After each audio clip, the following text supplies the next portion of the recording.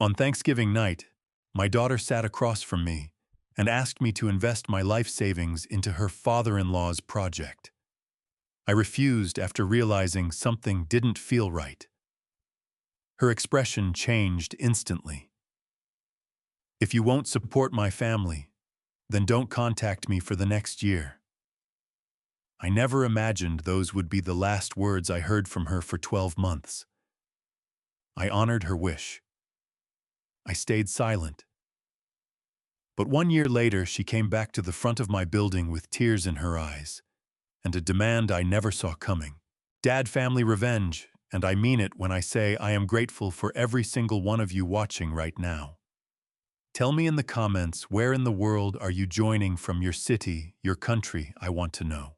Some elements of this story are fictional, built for entertainment and educational value. Coincidental similarities to real names or places are unintentional, but what this story teaches you is not. My name is Michael Carter. I am 60 years old, and I have been working with my hands my entire life.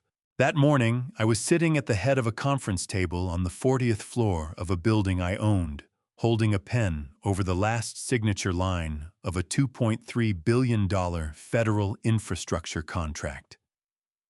The Los Angeles skyline stretched out behind the floor-to-ceiling windows, a city of highways and bridges and underground pipelines, most of which I understood better than I understood people. The federal representative from the Department of Transportation, a sharp woman named Assistant Deputy Director Carla Hayes, slid the final page toward me and smiled professionally. "Mr. Carter, this is a historic moment for Carter Global Infrastructure.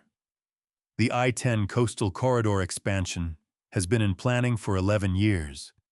Your team's technical proposal beat every competitor by a margin we haven't seen in 2 decades. I looked at the signature line. Then I signed my name. My handwriting has never been elegant. It is the handwriting of a man who spent 20 years filling out field inspection logs at 5 in the morning, standing on construction sites, with wind cutting through his jacket. But it was mine. Every crooked letter of it." Carla Hayes reached across the table and shook my hand firmly. "Congratulations, Mr. Carter." "Thank you," I said. "We won't let you down." She gathered her documents, exchanged pleasantries with my legal team, and walked out. The room felt bigger after she left, quieter, the way a job site feels the moment the last crew member clocks out for the day. I set the pen down and leaned back in my chair. $2.3 billion. 11 months ago, I was sleeping on a second-hand couch in a rented office in Koreatown, eating takeout noodles at midnight and running payroll calculations on a laptop I had bought refurbished. Now I had just signed the largest infrastructure contract awarded in California this decade. I should have felt something larger, pride maybe, or relief. Instead, I just felt the particular quiet of a man who had worked so hard for so long that achievement had stopped feeling like fireworks and started feeling like breathing. Daniel knocked twice and stepped through the door before I could say anything. That was how Daniel operated: 2 knocks, then entry, because in 11 months of working together, we had established that 2 knocks meant something required my immediate attention. He was 38 years old and the most efficient human being I had ever met. He also had the ability to walk into a room and make the air feel heavier just by the expression on his face. His expression right now made the air very heavy. "Congratulations on the contract, sir," he said, but his voice was clipped and tight, the way a man sounds when he is delivering good news as a preamble to something else entirely. "What is it, Daniel?" He crossed the room and held out his phone without a word. On the screen, a live stream was running. The camera was pointed at the front entrance of this building, my building 40 floors below, and a woman was standing on the sidewalk with tears streaming down her face, speaking directly into the lens with the practiced fluency of someone who had rehearsed this moment. My chest tightened so fast, it felt like something had reached inside and squeezed. I recognized her immediately. I would have recognized her anywhere in any light at any distance. The way she held her shoulders. The way her chin lifted slightly when she was trying to hold something back. I had watched her grow from a girl who used to fall asleep on my shoulder during long drives into a woman I barely understood anymore. Emma, my daughter, stood on the sidewalk in front of my building crying into a camera, and every word she spoke felt like it had been sharpened, specifically to cut. My father built all of this, she was saying, her voice breaking with what sounded like grief, but moved with the rhythm of a script. And the moment he had everything, he forgot every single person who ever stood by him. He forgot his family. He forgot what we sacrificed. He forgot me. My throat burned, my hands resting flat on the conference table, pressed down harder against the surface. Not in anger, but in the specific physical effort of keeping myself from reacting the way every nerve in my body wanted me to react. It had been exactly 1 year, 365 days since she had stood in the doorway of her house in Bel Air and told me not to call, not to come, not to exist in her world for 12 months. I had honored that. Every single day of it, even on the days when honoring it felt like holding my breath underwater. And now here she was. Not calling. Not coming to me quietly. Coming to the front of my building with a camera crew and a prepared speech and tears that fell at exactly the right moment for the lighting. How long has she been out there? I asked. My voice came out steadier than I expected. Daniel's jaw tightened. About 40 minutes, sir. There is a hired camera operator with her. And Victor Whitmore is in the lobby downstairs. Ryan Whitmore is with him. They have a private attorney. Victor Whitmore. The name landed in my chest like a stone dropped into still water. Is the attorney going up to the meeting room? I asked. He indicated he would wait in the lobby. I stood up from the table slowly, the way I had learned to move on job sites deliberately, without wasted motion. I walked to the window and looked down at the sidewalk 40 floors below. Emma was still talking, still crying, the camera still running. Victor and Ryan would be in the lobby right now, straightening their ties, rehearsing their own lines. They thought they had me cornered. They had no idea that I had been waiting for this exact moment for 11 months. I turned away from the window and picked up the desk phone. This is Michael Carter, I said to the front desk. Please send my guests up, all 3 of them. Tell Mr. Whitmore's attorney he is welcome to wait in the lobby. This will be a family conversation. I set the phone down and looked at Daniel. The folders, I said. Daniel nodded once. Already on the shelf in the conference room, sir. Blue, red, and black. Exactly where you asked. The conference room on the 40th floor had floor-to-ceiling windows on 3 sides, and on a clear November morning, like this one, you could see all the way from the San Gabriel Mountains to the Pacific Ocean. I had chosen this room deliberately when I designed the office layout 11 months ago. Not for vanity, for clarity. There is something about being able to see that far that reminds a man exactly how large the world is and how small most problems actually are. I stood at the window with my hands clasped behind my back and watched the street below. Emma had stopped her live stream. The camera operator was packing up his equipment. She was talking on her phone, now pacing in tight circles on the sidewalk, the way she always did when she was anxious. 3 steps, left turn, 3 steps, right turn. She had done that since she was 7 years old, pacing the kitchen floor while I helped her rehearse for school presentations. My chest ached watching it, not with anger, with something much older and much harder to name. Daniel stepped up beside me, close enough to speak quietly. The elevator is on its way up, sir. All 3 of them. Victor Whitmore's attorney confirmed he will remain in the lobby. Good, I said. Michael. Daniel only used my first name when he was about to say something he knew I might not want to hear. Are you certain about this? We could have had them removed from the building, filed a restraining order, let the attorneys handle everything from a distance. I turned to look at him. Daniel had worked beside me for 15 years before I started this company, back when I was a senior project engineer at Hartwell Construction, when he was a 23-year-old project coordinator who showed up every morning 30 minutes early and never once complained about overtime. He had followed me out of that job when I left. He had slept on the office couch in Koreatown some nights, when we were too deep in project bids to justify the drive home. He had earned the right to ask me hard questions.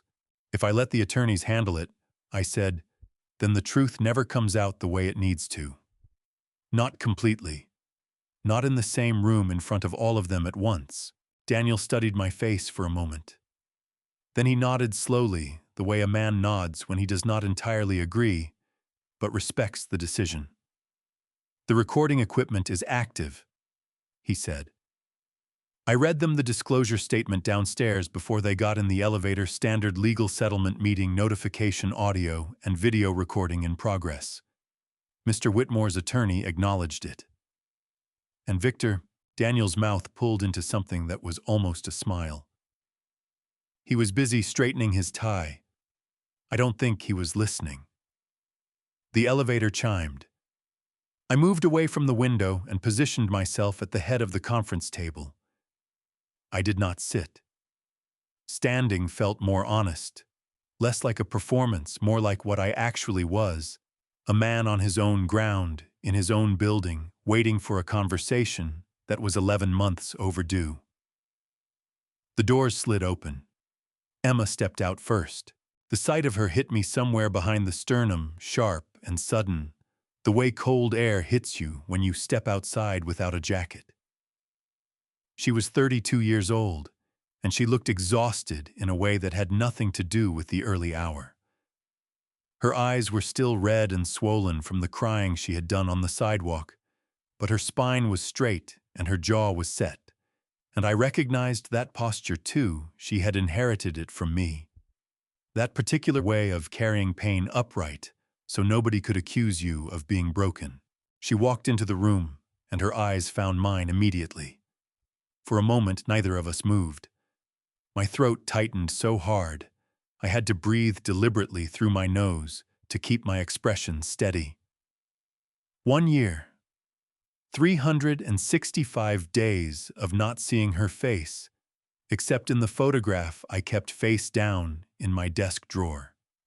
Because looking at it hurt more than not looking. Dad, she said. Her voice came out rougher than she intended, I could tell, by the way her jaw tensed immediately afterward, like she was angry at herself for the vulnerability in that single word. Emma, I said. Ryan Whitmore came out behind her, moving with the loose-shouldered confidence of a man who had spent his entire adult life being the most attractive person in every room he entered. He was 35 with the kind of jaw and haircut that photographs well, and he had never once looked at me with anything resembling genuine respect. Today was no different. He glanced around the conference room, the way you glance around a restaurant when you are deciding whether it is worth your time. Nice setup, he said with a smirk that made my back teeth press together. Victor Whitmore came last. He was 65 years old and built like a man who had always had other people carry the heavy things for him. His suit was immaculate charcoal gray, clearly bespoke, the kind that costs more than most people's monthly rent. He walked in slowly, deliberately pausing just inside the doorway to survey the room with the unhurried ease of a man who was accustomed to owning every space he entered. His eyes moved across the conference table, the skyline, the 3 folders sitting on the shelf along the wall, and then they landed on me. He smiled. It was the smile of a man who believed he had already won. Michael, he said warmly, extending his hand, as though we were old friends reuniting at a country club. It is good to see you. I did not take his hand. Victor let it hang in the air for 2 full seconds before lowering it without any visible embarrassment. Men like Victor Whitmore did not embarrass easily. That was part of what made them dangerous. "Sit down," I said. "All three of you." Ryan pulled out a chair and dropped into it carelessly. Legs spread, one arm draped over the back like he was settling in for a sports broadcast.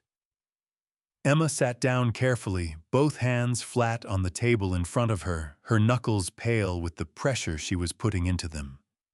Victor sat at the side of the table, not at the end where I stood, but close enough to it that the gesture was unmistakable. He was announcing without words that he considered himself an equal authority in this room. He was wrong about that. "Before we begin," Victor said, opening the top button of his jacket and leaning back with complete ease, "I want you to know that we came here today in good faith, Michael. Whatever tensions exist between you and Emma, we are family. And family finds a way to work things out." Emma's hands pressed harder into the table. I noticed her chin tremble just once, quickly controlled, and I understood in that instant that she was not as certain about this meeting as she was pretending to be. Something was frightening her. Not me, something else. Something she had not yet said out loud. I pulled out my chair and sat down across from them. "You said you came here to collect," I said, looking directly at Victor. "So let's start there. What exactly do you think I owe you?" Victor did not answer right away. He reached into the inside pocket of his jacket and produced a folded document, setting it on the glass table with the deliberate care of a man who believed the paper itself carried power. He smoothed it flat with his palm slowly, like he was ironing out wrinkles in a tablecloth at a dinner party. 30%, he said. 30% equity in Carter Global Infrastructure transferred to the Whitmore Family Trust by end of business today. In exchange, we walk away quietly. No more press. No more public statements. Just family keeping things private the way family should. Ryan leaned forward and tapped the document with 2 fingers. "It's already drafted. All you have to do is sign." I looked at the document without touching it. 30%. The number landed in my chest and sat there heavy and almost funny in its audacity. These 3 people had walked into my building, into the company I had built from nothing, and they were asking me to hand over nearly a third of it before lunchtime. Emma was staring at the table. Her jaw was working back and forth the way it does when someone is grinding their teeth without realizing it. Her hands had moved from the tabletop to her lap, and I could see from the way her shoulders were drawn in that she was holding herself together through sheer physical effort. 30%, I repeated. "Let me tell you what that number makes me think about." I leaned back in my chair and let the silence breathe for exactly 1 moment. Not because I had nothing to say, but because what I was about to say needed its own space. It makes me think about a Thursday night in November, 1 year ago. Bel Air. Emma's head came up fast. Her eyes met mine and something moved across her face, a flash of pain, so raw it made my throat tighten all over again. She had not expected me to go there. Not this quickly. "I drove up to your house that evening," I said, looking at her directly now, not at Victor, not at Ryan. Just Emma. "I made a pumpkin pie from scratch. Your mother's recipe. The one I have been making every Thanksgiving for 20 years, because it is the only thing I know how to bake, and because it was the only way I knew how to bring her to the table with us."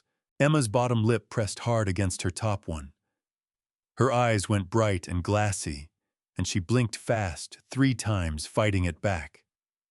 "I sat down at your dining room table," I continued, "and your father-in-law put a prospectus in front of me and asked me to invest $500,000 in something called the Whitmore Tech Corridor Fund."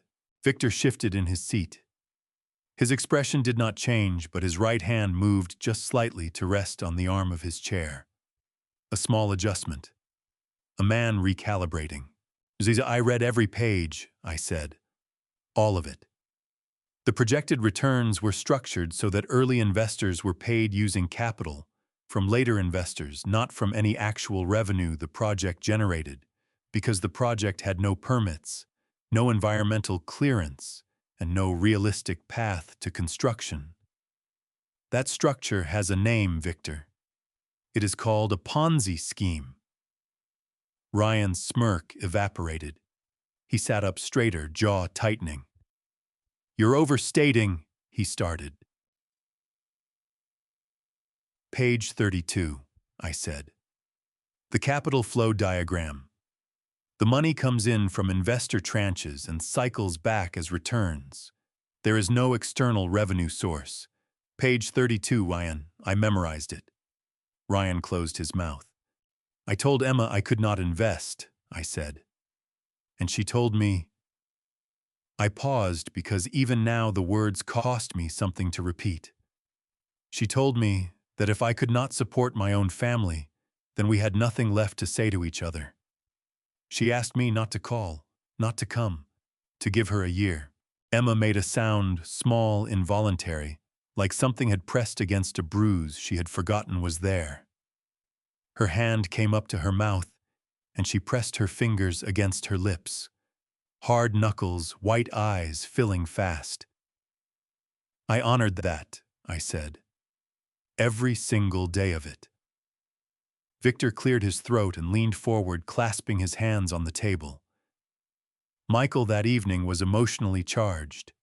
People say things they do not mean. What matters now is moving forward as a family and...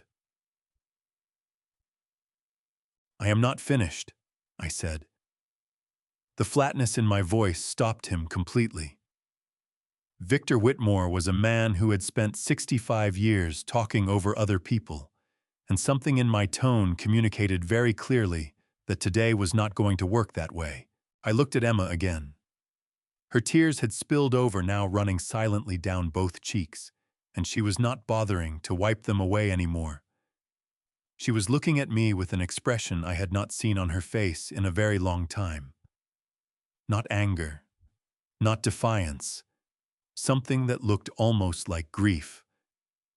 When I left your house that night, I said quietly, I walked past the bookshelf by your front door, and I noticed something. Emma's breath caught audibly. A sharp, involuntary pull of air, like someone had pressed a thumb against an old wound. She knew exactly what I had seen. There was a photograph on that shelf, I said. A framed photograph of the three of us, you, me, and your mother, taken the day you graduated from UCLA. You were wearing your navy cap and gown. You were smiling so wide your eyes had almost disappeared. I was standing to your right, with my hand on your shoulder, wearing the only suit I owned at the time. Emma pressed her fingers harder against her lips. Her shoulders were shaking now, small tremors she was trying desperately to suppress, and the tears were coming faster than she could blink them away. That photograph was face down on the shelf, I said. Not dusty where it lay. The wood beneath it was clean, which meant it had not been there long, which meant you turned it over before I arrived. A sound escaped Emma then. Not quite a sob, not quite a word.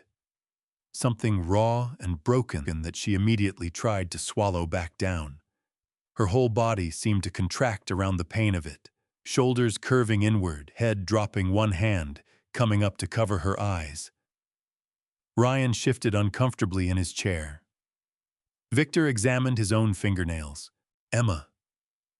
My voice came out quieter than I intended. I am not telling you this to hurt you. I am telling you because I need you to understand what I did after I saw it. She looked up. Her face was blotchy and wet mascara tracking down both cheeks, and she looked younger than 32.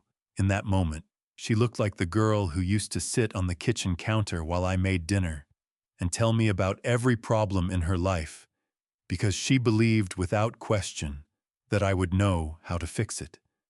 I had to look away for a moment, out the window, at the mountains. I sat in my truck for a long time that night, I said. Outside your house, the engine was off. It was cold. And I thought about 217 people. Victor's head came up sharply. What did you say? 217 investors, I said, turning back to face him. That is how many names I counted in the Whitmore Tech Corridor prospectus.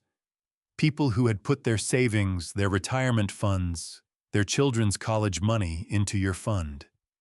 Because you told them it was safe. Because you showed them documents that looked official and returns that looked real. Victor's jaw tightened. A muscle flickered near his temple. I pulled out my laptop. I continued. Right there in the truck in the dark outside your son's house. And I spent 3 hours writing a formal complaint to the Securities and Exchange Commission's office of the whistleblower. Under the Dodd-Frank Act, private citizens can submit confidential tips about securities fraud directly to federal regulators. The SEC is required to investigate. And if the case results in sanctions exceeding $1 million, the whistleblower is entitled to a financial award between 10 and 30% of the collected penalties. The room felt different now. The air had changed quality, thicker, harder to move through. You filed a report, Victor said. His voice had dropped to something low and controlled the voice of a man who was working very hard not to lose his composure in front of witnesses. Against your own family. Against a fraud, I said.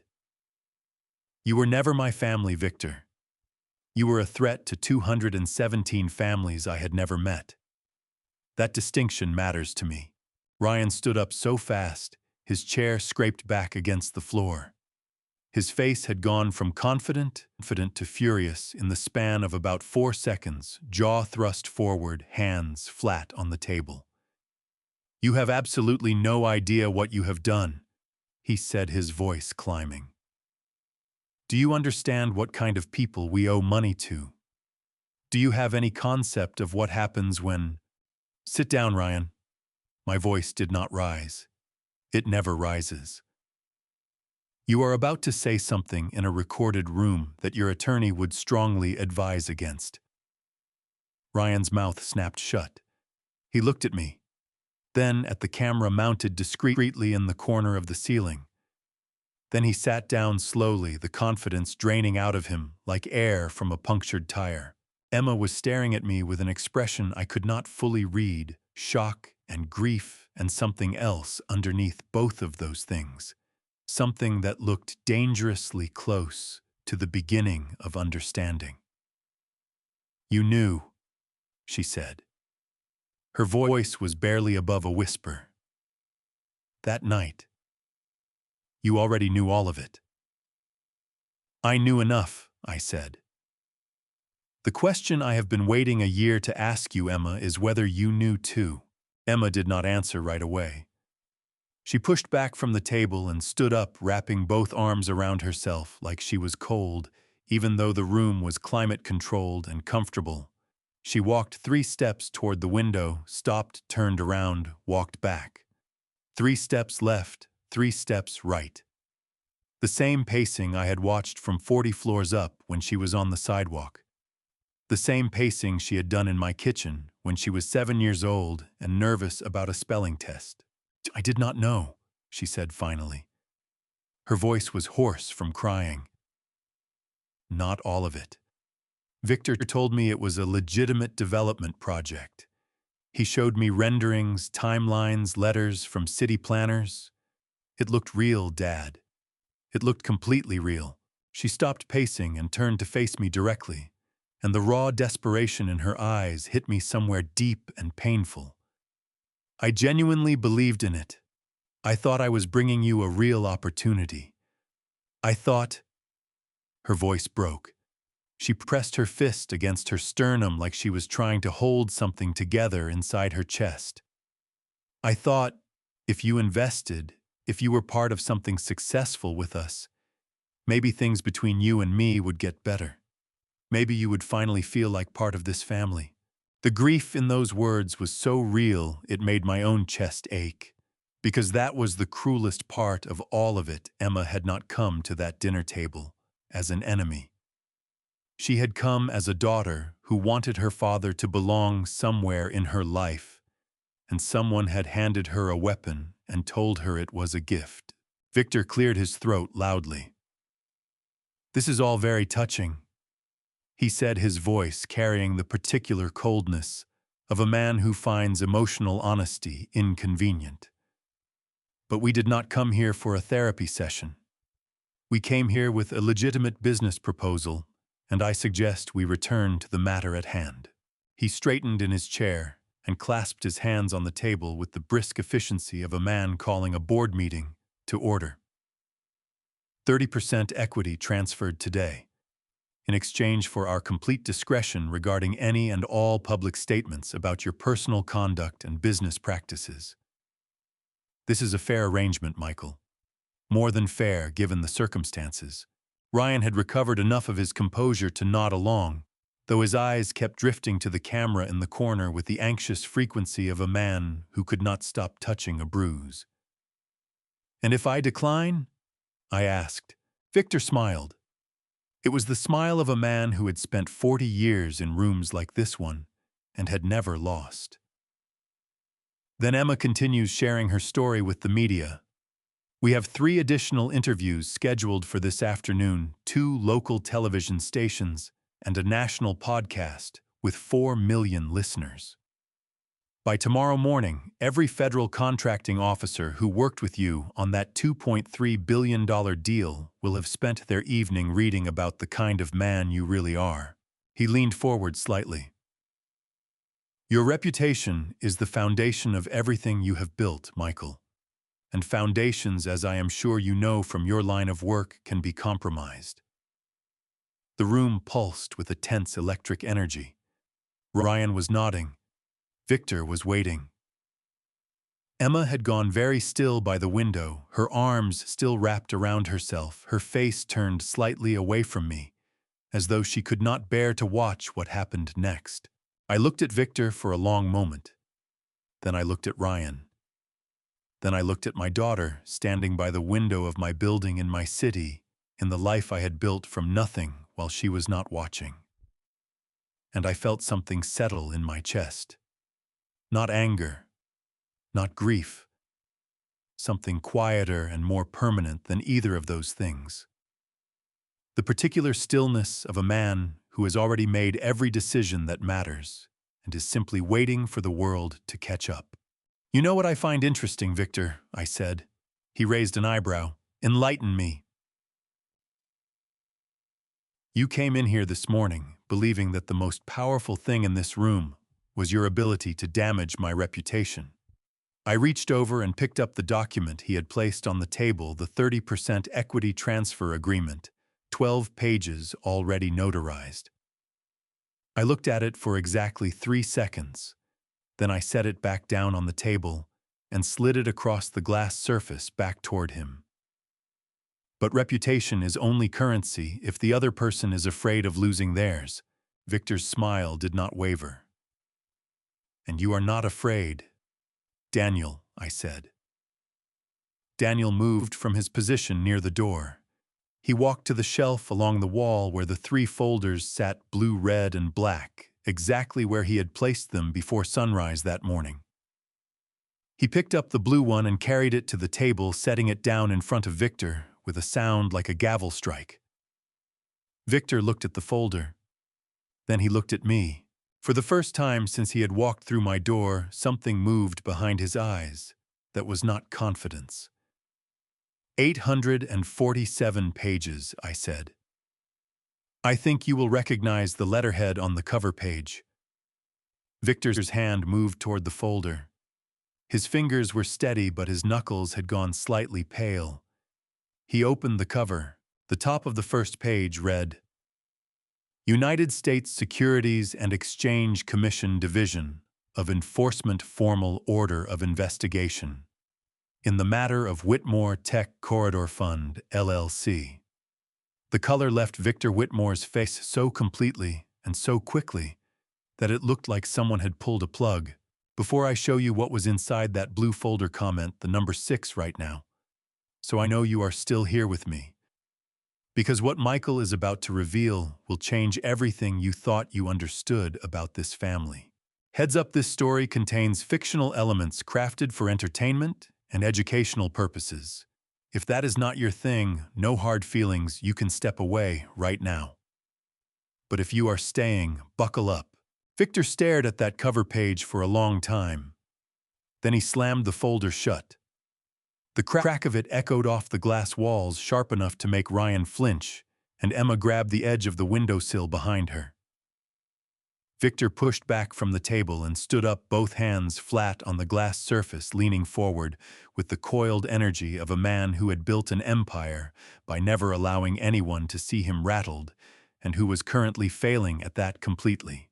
"This is nothing," he said. His voice was tight and clipped, every word bitten off at the edges. "Regulatory inquiries happen every day in this industry. My attorneys handle these routinely. This document does not change anything about why we are here today." "Sit down, Victor," I said. "I will not sit down." He jabbed a finger toward the folder. "You think a preliminary investigation order frightens me. I have been in business for 40 years. I have seen regulators come and go. What you have there is paperwork. My legal team will have a response filed before the end of the week, and this entire matter will be then 847 pages, I said again calmly. "That is not a preliminary inquiry. That is a formal order of investigation.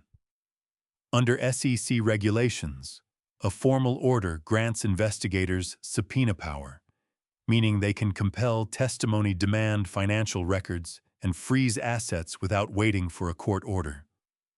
The difference between a preliminary inquiry and a formal order is the difference between someone knocking on your door and someone already standing inside your house." Victor's jaw worked back and forth. His face had moved from pale to a mottled, dangerous red, the color of a man whose blood pressure was doing something his doctor would not approve of. Ryan leaned over and grabbed Victor's arm. "Victor," he said quietly, urgently. "Sit down." For a moment it looked like Victor was going to shake him off.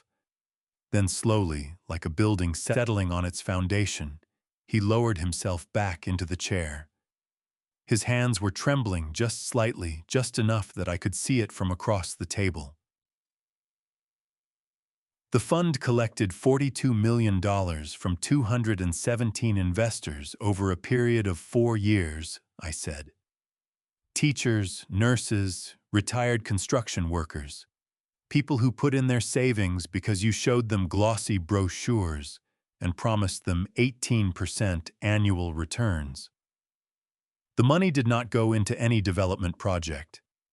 It went into a series of shell companies registered in the Cayman Islands offshore accounts, specifically structured to obscure the movement of funds from regulatory oversight."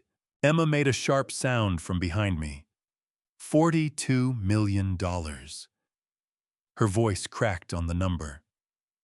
"Victor, you told me the fund had raised $8 million. You told me we were in the early stages." Victor did not look at her. He was staring at me with the fixed, unblinking intensity of a man trying to calculate his way out of a room that has no exits. "You lied to me," Emma said. Her voice climbed raw and shaking with a fury that had nowhere clean to go. "You stood in my house and you looked me in the eye and you lied, and I took that lie to my father and I used it to—" She stopped. Her hand came up to her mouth again, pressing hard, and her whole body shuddered with the effort of not completely falling apart. "Oh God. Oh God, I used it to destroy the one person who actually saw what you were doing." Ryan stood up and moved toward her. "Emma, calm down." "Do not tell me to calm down." She stepped back from him sharply, putting distance between them, and the look she gave him was something I had never seen on my daughter's face before. Not anger, not grief. Something colder and more devastating than either the particular expression of a person who has just understood in one concentrated moment exactly how thoroughly they have been used. I let that sit in the room for a moment. Some truths need space to land properly before you keep moving. The SEC has been investigating for 11 months.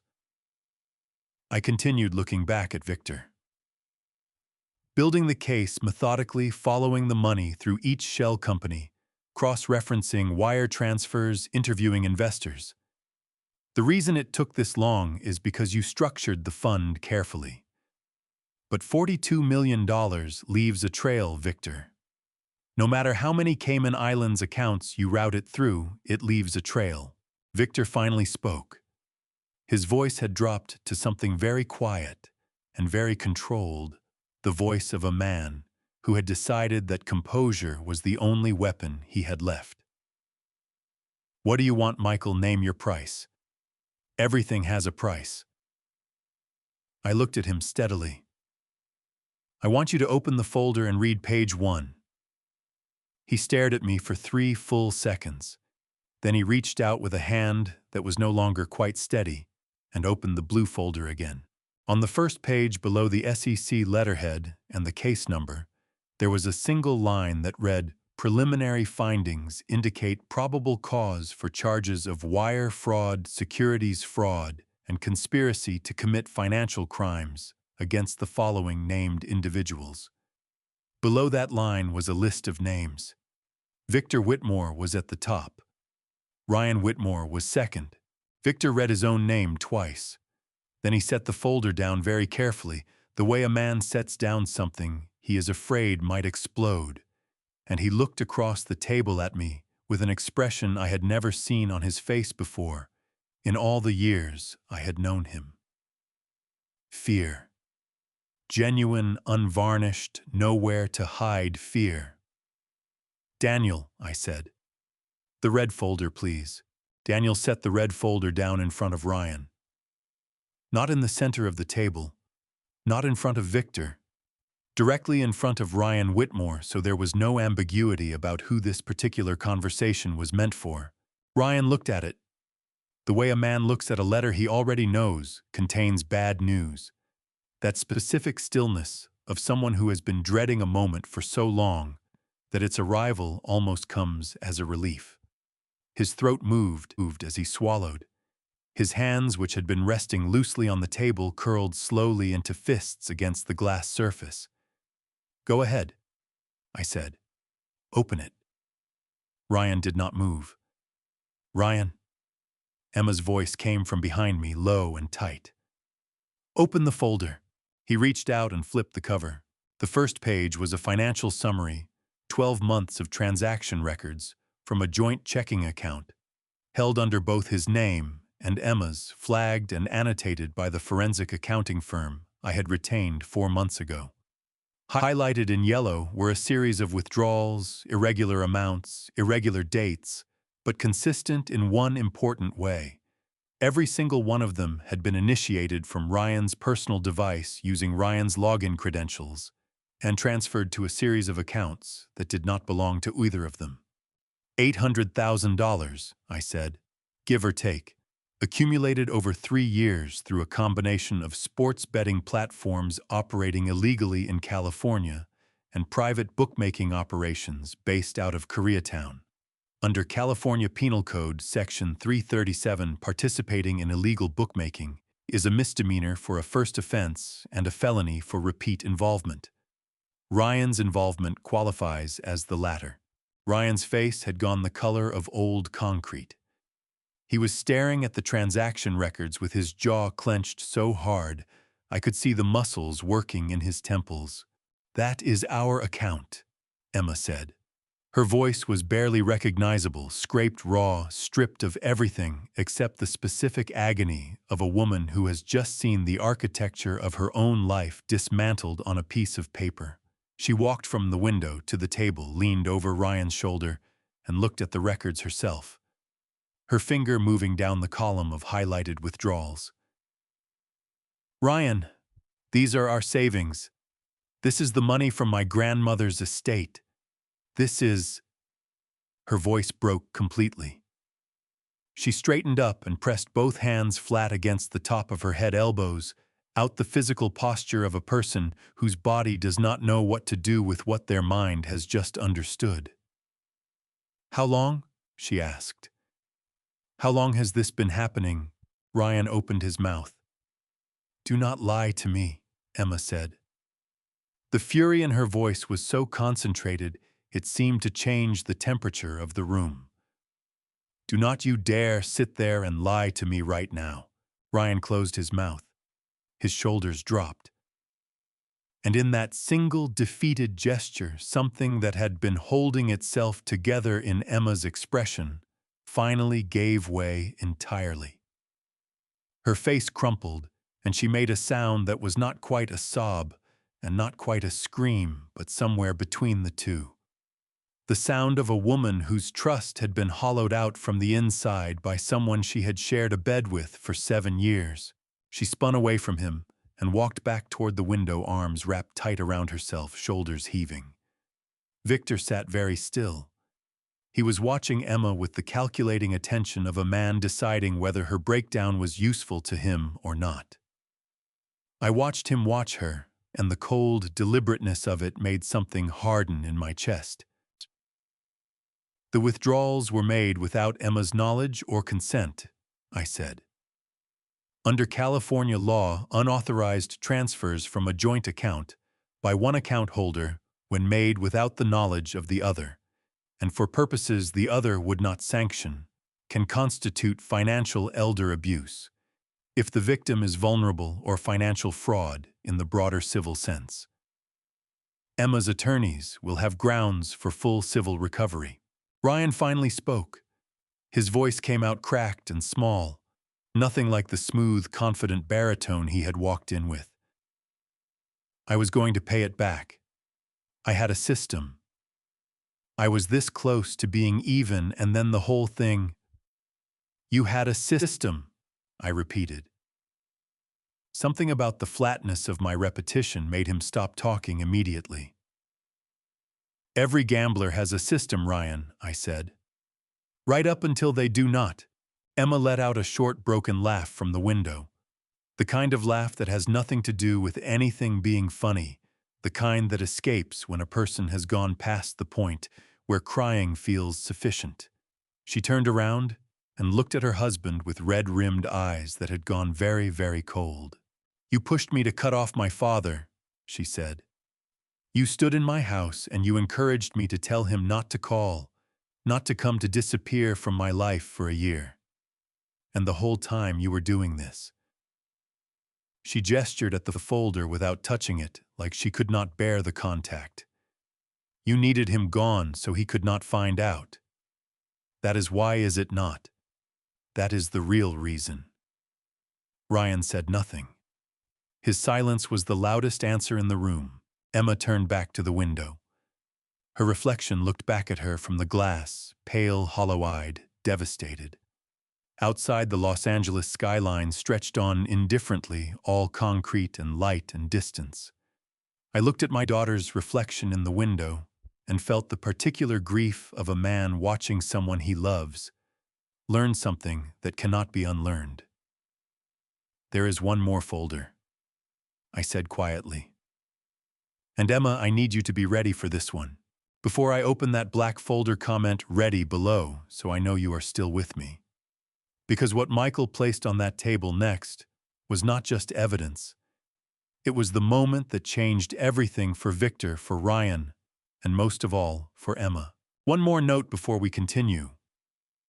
Portions of this story include fictional details shaped for entertainment and educational purposes. If this type of content is not right for you, you are welcome to stop here, no judgment at all. Emma turned away from the window. Her face was swollen from crying. Her mascara long gone, her eyes reduced to 2 red-rimmed points of exhausted pain. But she straightened her spine when she looked at me the way she had always done when she was bracing for something difficult. That particular posture she had inherited from her mother. The one that said, "I am terrified, but I am still standing." "I am ready," she said. Daniel carried the black folder to the table and set it down. Not in front of Victor. Not in front of Ryan. He placed it directly in the center of the table, equidistant from everyone as though it belonged to the room itself. 3 years ago, I said, your husband began sourcing and reselling medical diagnostic equipment through a limited liability company registered under your name. The company was called Carter Whitmore Medical Solutions. You did not incorporate it. You did not apply for the business license. You did not sign the vendor agreements with the hospitals and outpatient clinics that purchased the equipment. Emma's brow furrowed. I have never heard of that company. Oh, I know, I said. Ryan incorporated it using your social security number and your date of birth. He filed the paperwork electronically through a registered agent service in Nevada, where LLC formation requires minimal identity verification. Under Nevada state law at the time of filing, a company could be formed with only the organizer's attestation of authority, meaning Ryan simply declared he had the right to act on your behalf. No notarization, no in-person verification. Emma turned to look at Ryan. The fury on her face had moved past the hot red stage into something white and surgical. You used my name, she said. You built a company using my name without telling me. Ryan had his elbows on the table and his face in his hands. He did not look up. Chai-chung. The equipment, I continued, was sourced from overseas manufacturers that had not received FDA clearance for sale in the United States. Under the Federal Food, Drug, and Cosmetic Act, selling medical devices that have not been reviewed and cleared by the Food and Drug Administration is a federal violation. The devices were marketed to 17 clinical facilities across California and Arizona. 3 of those facilities reported equipment malfunctions. No patients were permanently harmed, but 2 required additional procedures as a result of inaccurate diagnostic readings. Emma pressed both hands flat against the table and leaned forward, her whole body rigid with the effort of absorbing what I was telling her. How much? She asked.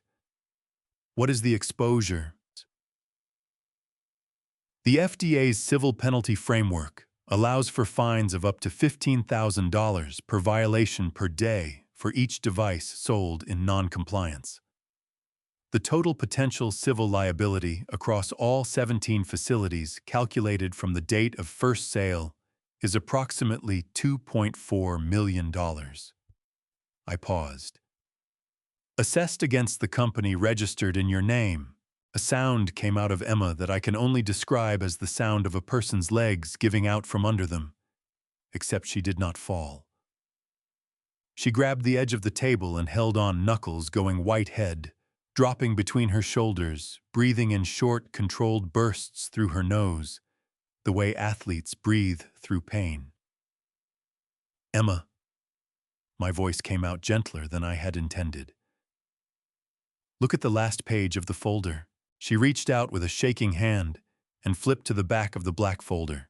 It was a single page, a civil complaint filed 3 days ago in the United States District Court for the Central District of California. The defendants listed were Victor Whitmore and Ryan Whitmore. Emma's name was nowhere on the document. She read the page once.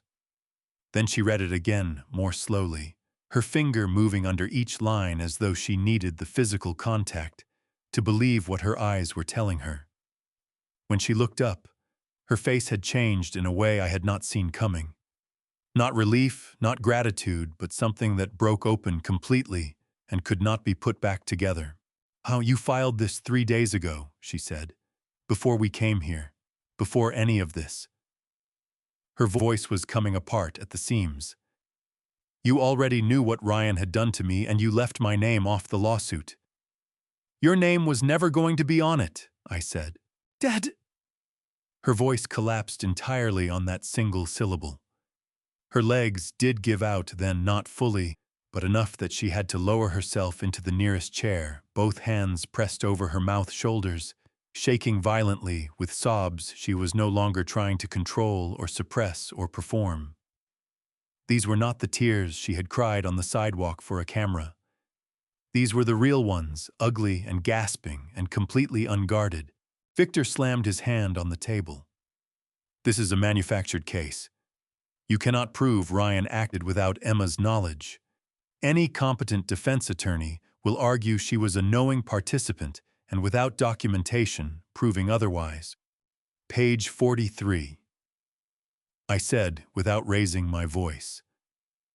Forensic handwriting analysis conducted by a certified document examiner retained by my legal team. 8 signatures on 8 separate vendor contracts, all purporting to be Emma's. All confirmed as forgeries under California Evidence Code Section 1418, which governs the admissibility of handwriting comparison testimony. Ryan signed her name. We can prove it. The examiner will testify to it. Victor opened his mouth. Under California Penal Code Section 470, I continued, forgery of another person's signature on a contract is a felony, not a misdemeanor. A felony. That charge alone carries up to 3 years in state prison, separate from any federal violations. Victor closed his mouth. Ryan lifted his face from his hands.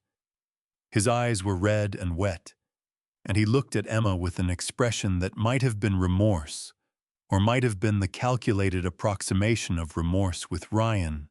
I had never been entirely certain which was which. Emma, he started. I never meant for it to go this far. I thought I could fix everything before anyone found out. I thought...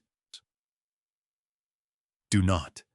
Emma's voice came out of the wreckage of her crying with a clarity and coldness that silenced the room completely. She did not look at him. She kept her eyes on me. Just do not. 3 sharp knocks sounded at the conference room door. Daniel crossed the room and opened it. 2 people walked through the door. They were not dressed dramatically. No tactical gear, no weapons drawn, no cinematic entrance designed to announce their authority. They wore dark suits and carried themselves with the particular quiet confidence of people who did not need to perform power because they actually had it. The first was a woman in her early 40s, broad-shouldered with close-cropped hair and eyes that moved across the room in one practiced sweep, cataloging every face, every position, every exit before she had fully stepped inside. The second was a man about the same age, taller, carrying a leather document folder under his left arm. The woman held up a credential wallet. Special Agent Torres, FBI Los Angeles Field Office. This is Special Agent Brannigan. She let her gaze move deliberately around the table, settling first on Victor, then on Ryan, with the calm efficiency of someone checking items off a list. Victor Whitmore and Ryan Whitmore. We have federal arrest warrants for both of you. The silence that followed was not peaceful. It was the silence of a room in which several things were happening at once, inside several different people, none of which had anywhere to go yet. Victor stood up so fast, his chair rolled back and struck the credenza behind him with a hollow bang. His face had cycled through pale and red, and was now something beyond both a grayish waxy color that made him look 10 years older than he had when he walked in. This is absolutely outrageous, he said, his voice climbing with each word. I am Victor Whitmore. I have operated legitimate businesses in this state for 40 years. I have attorneys, I have relationships. You cannot walk in here and, Mr. Whitmore. Special Agent Torres's voice did not rise to meet his. It stayed exactly where it was, level, unhurried, immovable. I am going to read you your rights now. I need you to listen carefully, she began. You have the right to remain silent. Anything you say can and will be used against you in a court of law. You have the right to an attorney. If you cannot afford an attorney, one will be appointed for you. Victor kept talking over her, his words tumbling out faster and faster. Names of people he knew, titles of organizations. He sat on the boards of threats about phone calls he would make before the day was out. But Special Agent Torres read every word of the Miranda warning at exactly the same pace, regardless the way a river moves, regardless of what you throw into it. Ryan did not say anything at all. He sat in his chair with his hands flat on the table and his eyes fixed on some point in the middle distance. And he had the look of a man who had known somewhere deep and unacknowledged that this moment was always coming. That certain debts do not stay hidden forever. That the structures we build to protect ourselves from consequences are rarely as solid as they feel from the inside. Emma stood by the window with one hand pressed against the glass, her back partially turned to the room, her shoulders rising and falling with the uneven rhythm of someone breathing through shock. She did not watch Ryan get to his feet. She did not watch Special Agent Brannigan guide Victor's hands behind his back with the practiced economy of motion that comes from doing something thousands of times. She stared out at the city, at the endless concrete and light of Los Angeles, spreading in every direction, and I watched her reflection in the glass and saw something in her face that I recognized. It was the expression of a person letting go of something very heavy that they had been carrying for a very long time. Victor made one last attempt as Brannigan moved him toward the door. He turned his head and looked at me with eyes that had finally completely run out of strategy. "You will regret this," he said. "Everything you have built, I will find a way to—" "Victor." My voice came out tired more than anything else. Not angry, not triumphant.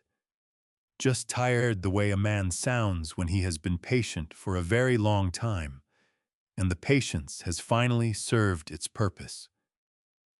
The last time someone told me I would regret a decision, I was sitting in a parking lot in Bel Air in the dark. I have been regretting things my whole life. I have gotten very good at it, but I have never once regretted telling the truth. Victor had nothing left to say to that. Brannigan walked him out. Special Agent Torres paused at the door and looked back at me.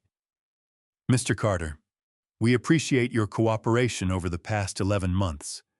Your documentation was thorough." "I had a good reason to be thorough," I said.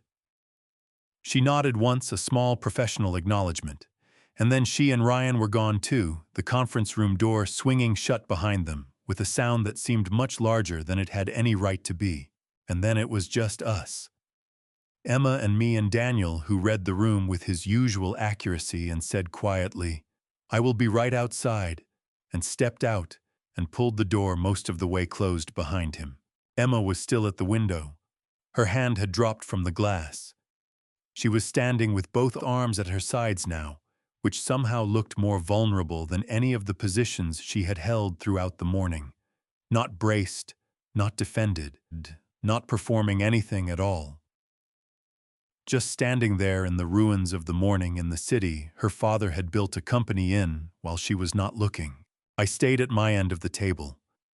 I did not move toward her, and I did not move away. I gave her the space to decide what happened next, because that was the only thing I had left to give her that she had not already taken or been given or had stolen from her. She turned around. Her face was devastated in the way that only honesty can devastate a person, not the sharp, theatrical grief of the sidewalk performance that morning, but something quieter and more permanent.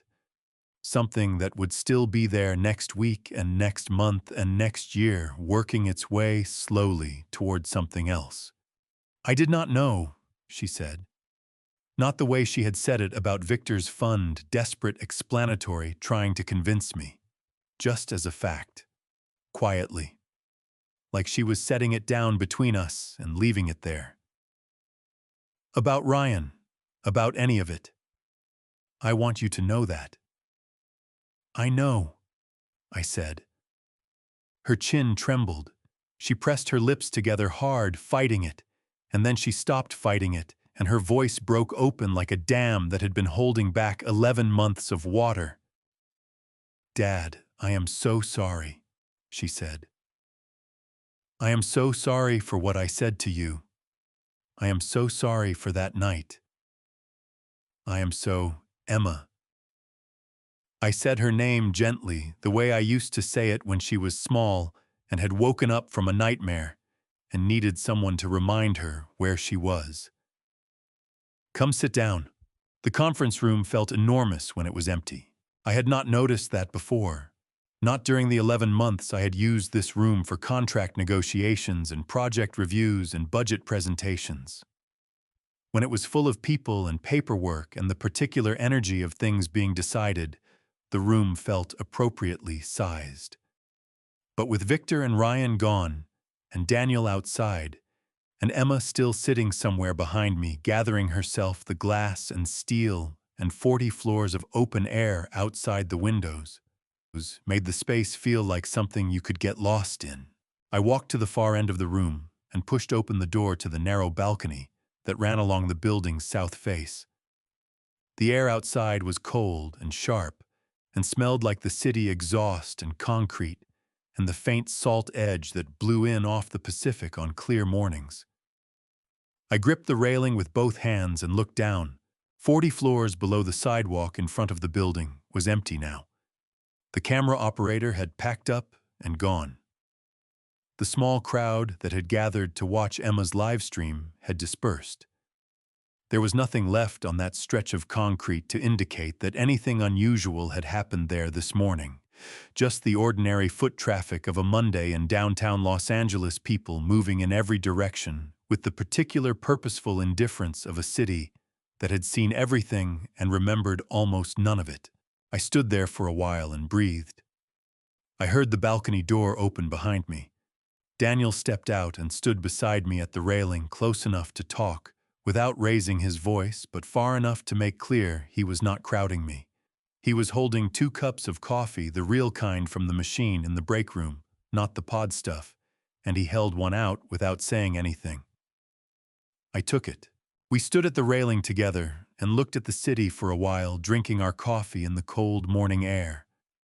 And I thought about the particular quality of silence that exists between 2 people who have been through enough together that they do not need to fill every moment with words.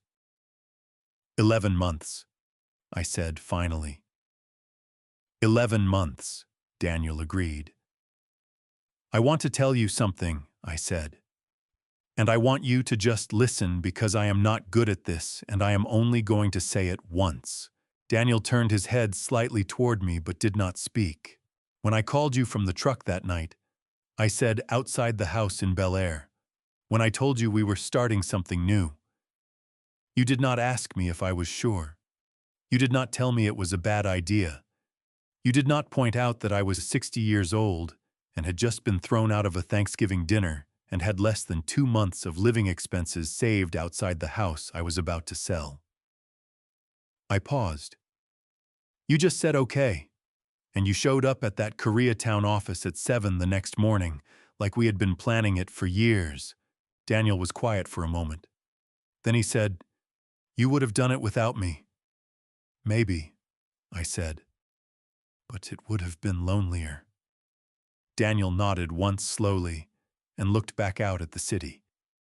His jaw worked slightly the way it did when he was processing something he was not going to say out loud, and I respected that about him as much as I respected almost anything about anyone.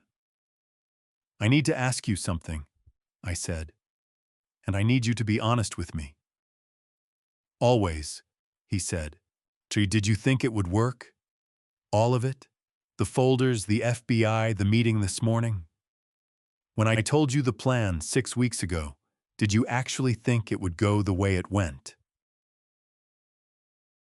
Daniel considered this with the seriousness it deserved. He turned his coffee cup in his hands twice before he answered. "See, I thought Victor would lawyer up the moment he saw the SEC folder," he said. I thought he would shut down, stop talking, demand representation, and we would end up with a much messier situation that played out over months in depositions. He paused. But then I watched you in there today, and I realized you had not built the plan around Victor behaving rationally. You had built it around him behaving exactly the way he always does. Arrogant, certain. Unable to believe that anyone had outmaneuvered him until it was completely undeniable. I looked at the city below us, at the freeways and the buildings and the infrastructure that held everything together underneath all of it, the pipes and cables and load-bearing structures that nobody saw but that everything depended on.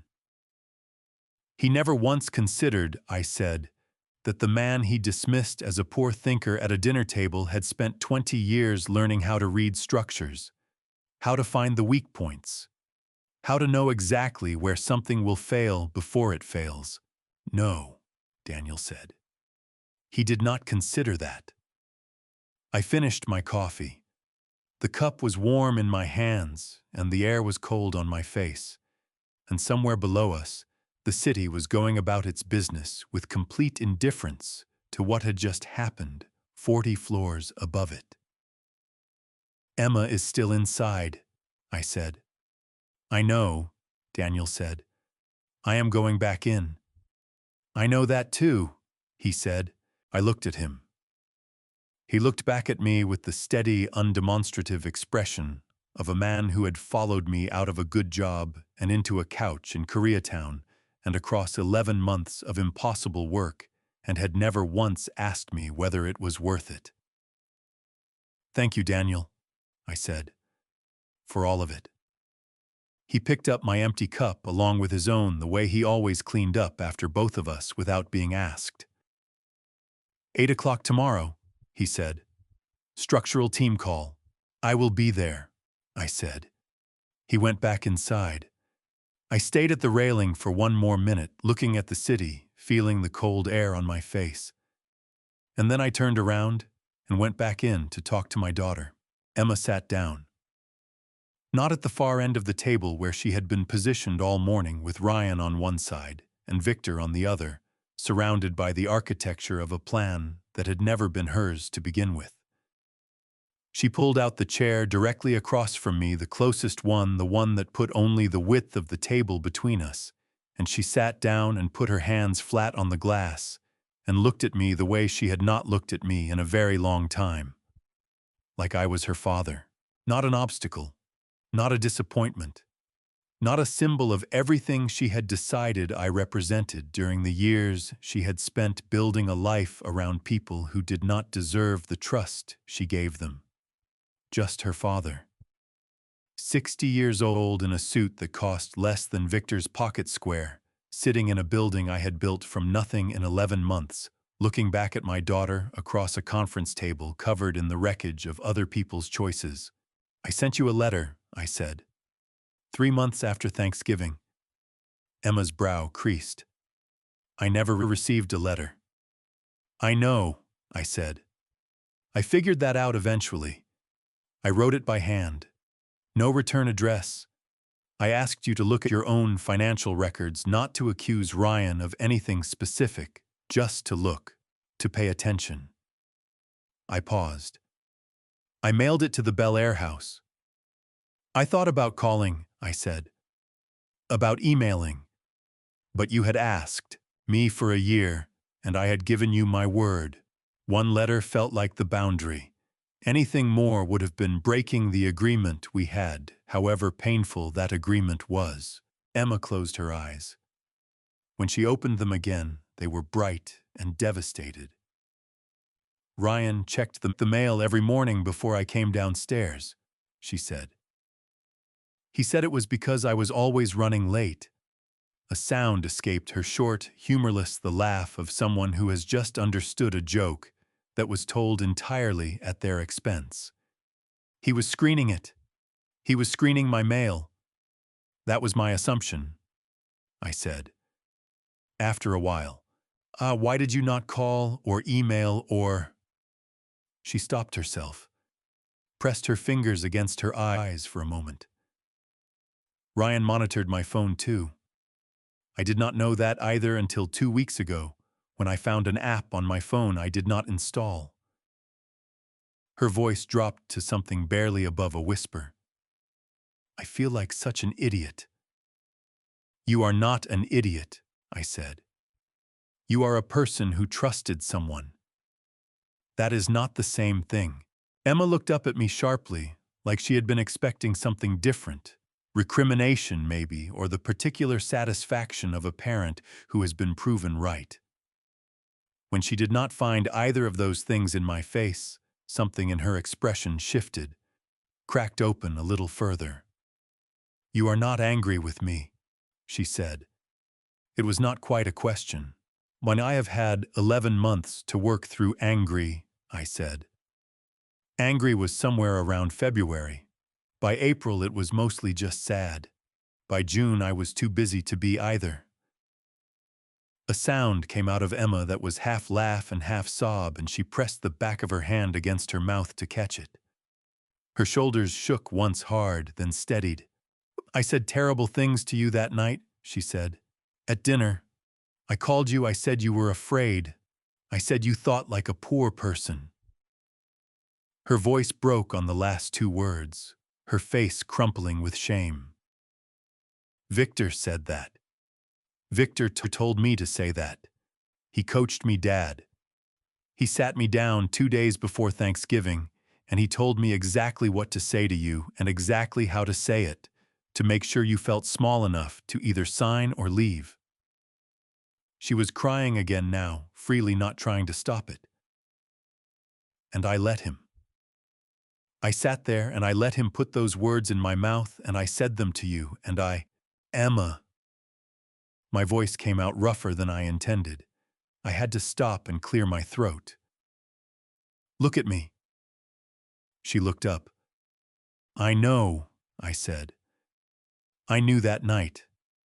Not the specifics, not that Victor had scripted it. But I knew those words had not come from you. The daughter I raised does not talk like that. Whatever else happened between us, whatever distance grew up over the years, you were not that person. Those words did not fit in your mouth. I could hear it. Emma pressed both hands over her face and wept in a way she had probably not allowed herself to weep in a very long time, without an audience, without a purpose, without any performance of grief for anyone's benefit. Just the real thing, raw and ugly and entirely private, in a room 40 floors above a city that did not care either way. I sat with it. I did not reach across the table. I did not tell her it was all right, because it was not entirely all right, and we both knew that, and she did not need the lie. I just stayed there present, and still the way I had learned to be present, and still on construction sites in bad weather, not fighting what was happening, just holding your position until conditions changed. After a while, the crying slowed. Emma lowered her hands. She looked wrecked and hollowed out, and more honest than she had looked all morning. What happens now? She asked. To me, I mean. The FDA. The company registered in my name. The civil penalties. My attorneys have already submitted documentation to the FDA establishing that you had no knowledge of the company's formation or operations. I said. The forensic evidence regarding Ryan's forgeries is substantial. The FDA has significant discretion in cases where a nominal responsible party can demonstrate they were the victim of identity fraud.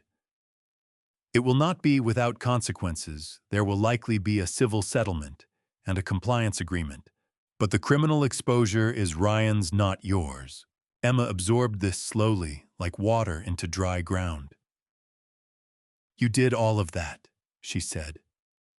Before today. Before you even knew whether I would. She stopped, swallowed hard. You protected me before you knew if I deserved it. You are my daughter, I said. Deserving does not enter into it. Emma looked at me for a long moment. Then she reached across the table and placed her hand over mine, not grabbing, not clinging, just resting there. Her hand was cold and trembling slightly, and it was the hand of the same person who used to hold my index finger in her fist when she was 3 years old and we crossed parking lots together. My throat closed up entirely. I turned my hand over under hers and held on. We stayed like that for a while. Outside the windows, Los Angeles went about its enormous, indifferent business in every direction. 40 floors below the city moved and breathed without any awareness of what was happening in this room, which was the way of cities and probably the way of most things. After a while, my desk phone buzzed once.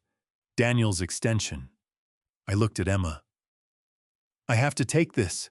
She nodded and pulled her hand back, and I stood up and walked to the phone, and she sat at my conference table in the morning light, with her eyes closed and her hands folded in her lap.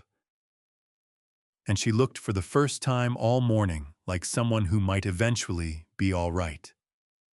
I picked up the phone. "Daniel," I said. "Torres just messaged," he said. "Victor tried to go directly to LAX from here. They intercepted him at Terminal B." A pause. "Gate 47. I set the phone down and stood at my desk for a moment, with my hand still resting on the receiver. Gate 47. Victor Whitmore had walked out of my building, past the lobby, where his attorney had already been gone for over an hour through the front doors, and directly into a car he had waiting, a black car service pre-booked, because men like Victor always had a car waiting. He had gone straight to LAX. He had a bag already checked on Emirates flight EK215 to Dubai, departing at 2 in the afternoon.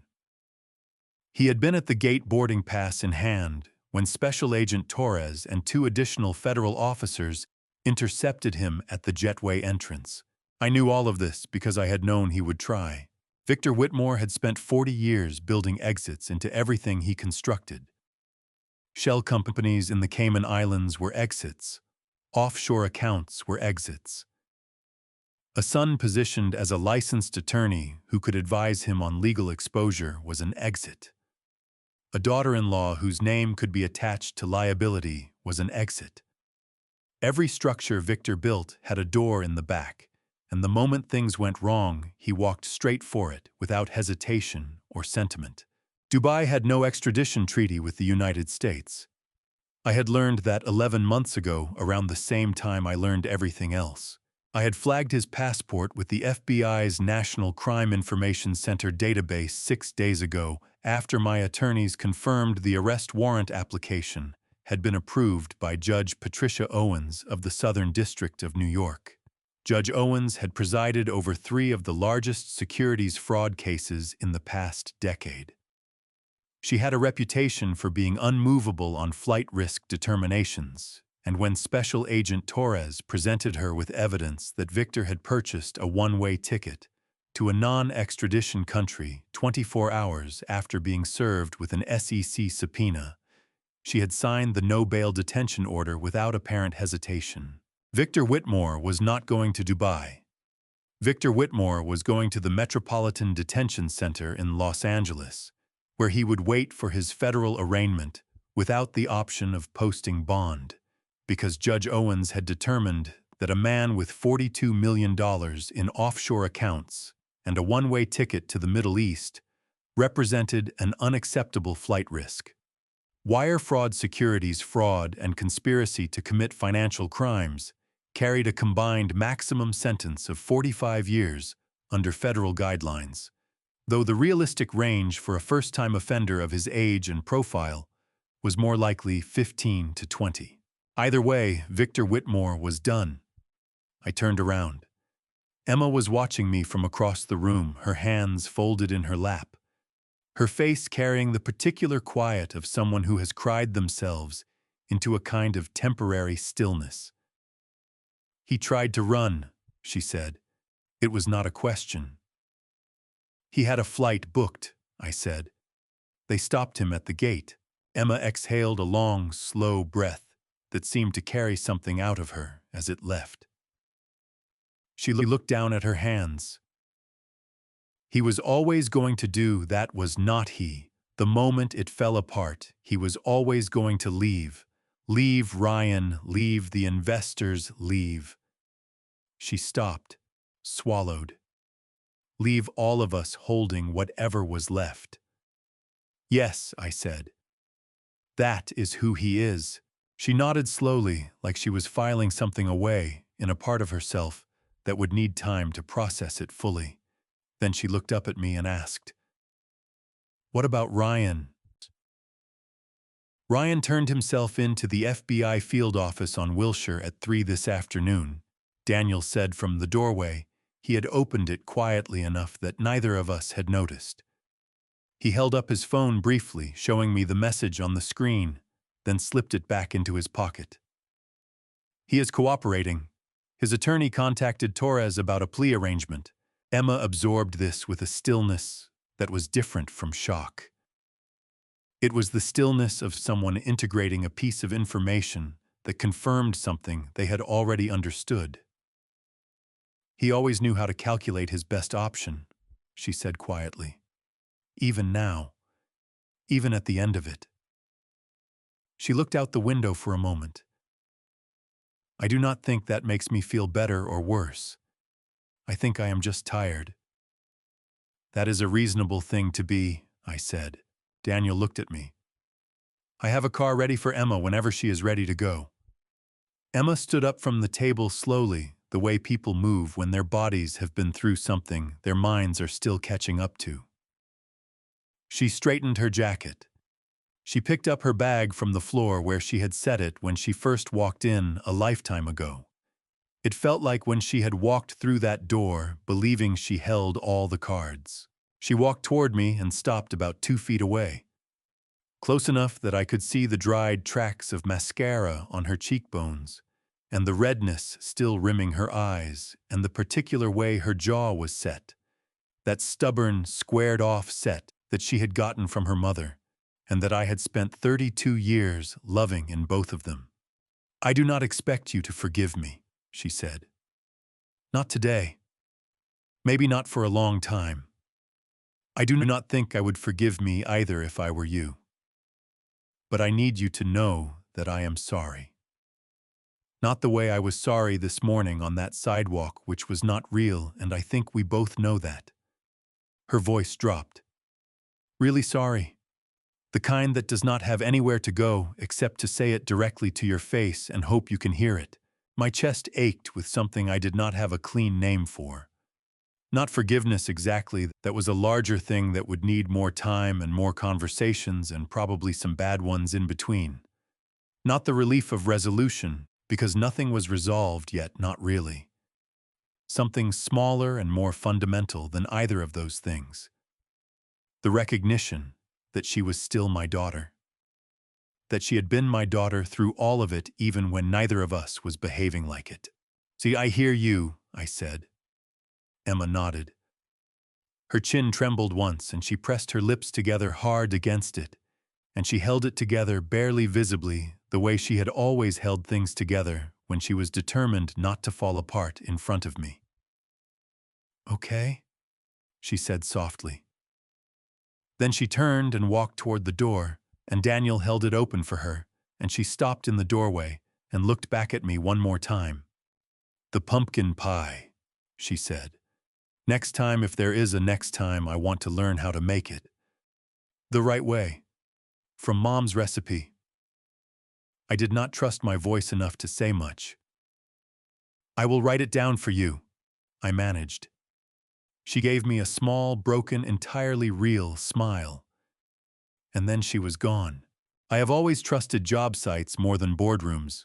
Boardrooms are where people say what they have decided to say. Job sites are where things actually happen, where the gap between what was planned and what is real becomes immediately physically apparent. You cannot hide a bad foundation on a job site. You cannot talk your way around a structural calculation that does not hold. The work is either sound or it is not, and the building will tell you which one eventually, whether you want to know or not. I drove to Long Beach at 5 in the morning on Tuesday, not because I had to. The Long Beach project, a bridge rehabilitation contract we had completed in the spring. Our first real job had been finished for 7 months. But the team we had subcontracted for the secondary drainage work was back on site doing a 6-month inspection, and I had promised the site supervisor, a methodical man named Frank Garrett, that I would walk the inspection with him when my schedule allowed. My schedule had not allowed for a long time, but that Tuesday morning it did. I parked the Ford F-150 in the contractor lot at 5:45, pulled on my work boots and my hard hat, and walked out onto the bridge deck as the sun was coming up over the San Gabriel Valley, painting the Long Beach harbor in shades of copper and pale gold. The smell of salt water and diesel and fresh concrete met me at the edge of the structure, and something in my chest loosened in a way it had not loosened in a very long time.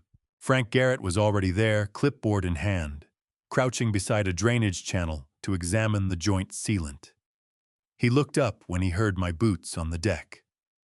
"Mr. Carter," he said, straightening. "Did not expect you this early." "I had a free morning," I said.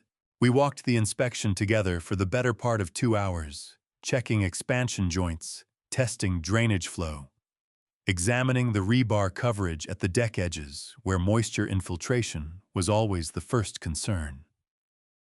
Frank had the particular quality of a man who noticed everything and commented only on what mattered, which made him good company at 5 in the morning. Halfway through the inspection, a man on the concrete crew looked up from where he was patching a section of deck surface and stared at me for a moment, with the expression of someone who is trying to place a face they recognize from somewhere other than where they are seeing it. He was somewhere in his mid-60s, broad across the shoulders, with the permanently squinted eyes of a man who had spent decades working outdoors in California sun. He set down his trowel and stood up slowly. "You are that Carter fellow," he said. "From the news." "I am," I said. He studied me for a moment, with the direct, unhurried appraisal of a man who had spent too many years doing physical work to be impressed by titles or suits. "My brother-in-law put $60,000 into that Whitmore fund," he said. "3 years ago. Lost most of it." He paused. "Said he got a letter from the SEC last week. Something about a recovery process for investors. That process is moving forward," I said. "It will take time, but the money is traceable. Most of it." The man looked at me for another long moment. Then he picked up his trowel and crouched back down to his work. "Good," he said. That was all. I stood there for a moment, after he went back to work, feeling the harbor wind on my face and the solid weight of the bridge deck under my boots. And I thought about 217 people I had never met and would probably never meet.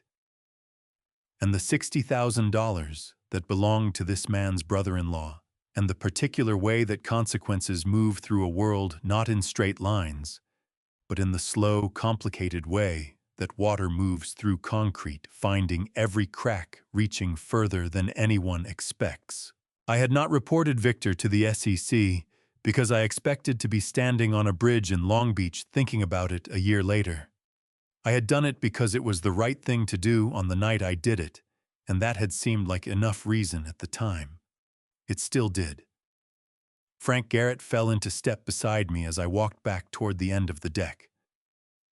"Good structure," he said, which from Frank was the equivalent of a standing ovation. "Good team built it," I said.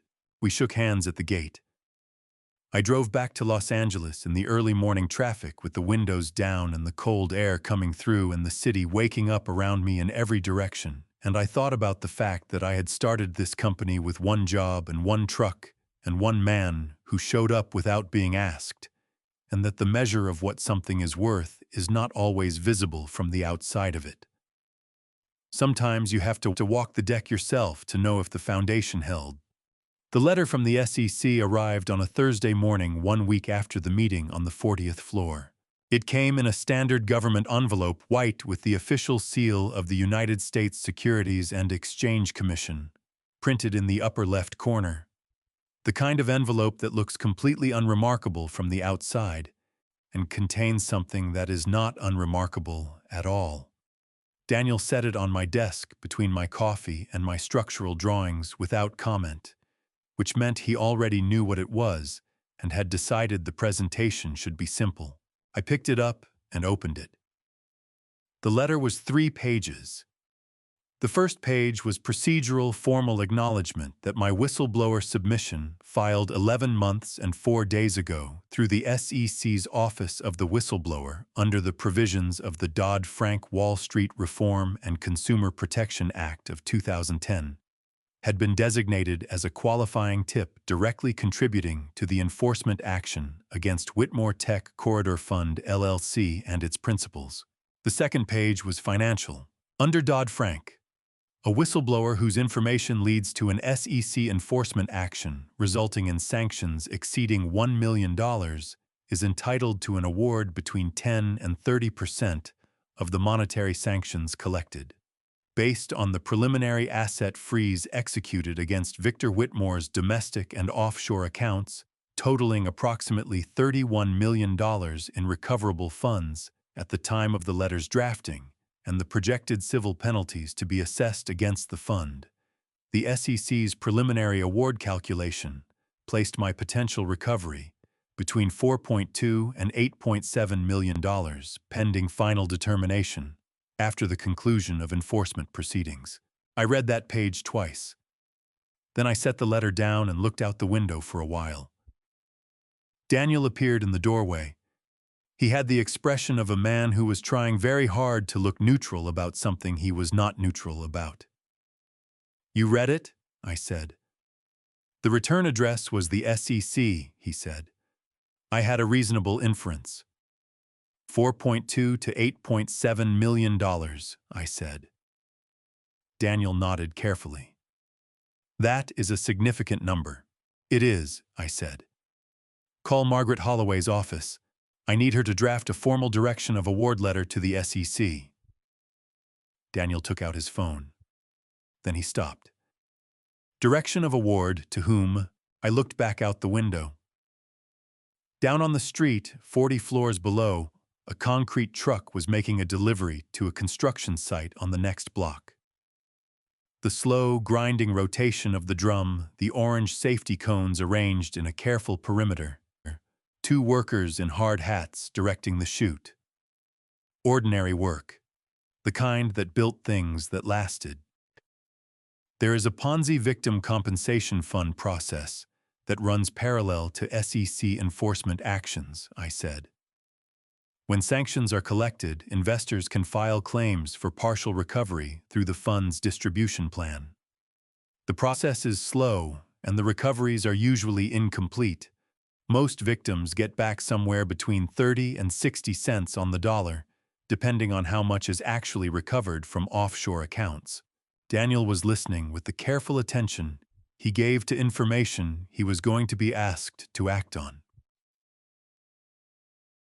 217 investors put $42 million into Victor's fund, I said. The SEC's recovery will cover maybe 31 million of that, which means even in the best case, those people are still looking at a gap of roughly $11 million between what they lost and what they get back. I paused.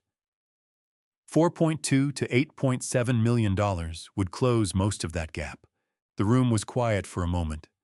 The real kind of quiet, not the absence of noise, but the presence of something being understood. Daniel looked at me steadily. "You are directing the entire award to the Investor Compensation Fund." "Every dollar of it," I said. "I do not need it. Carter Global generated $12 million in operating revenue last quarter. I am not a man who needs a government check."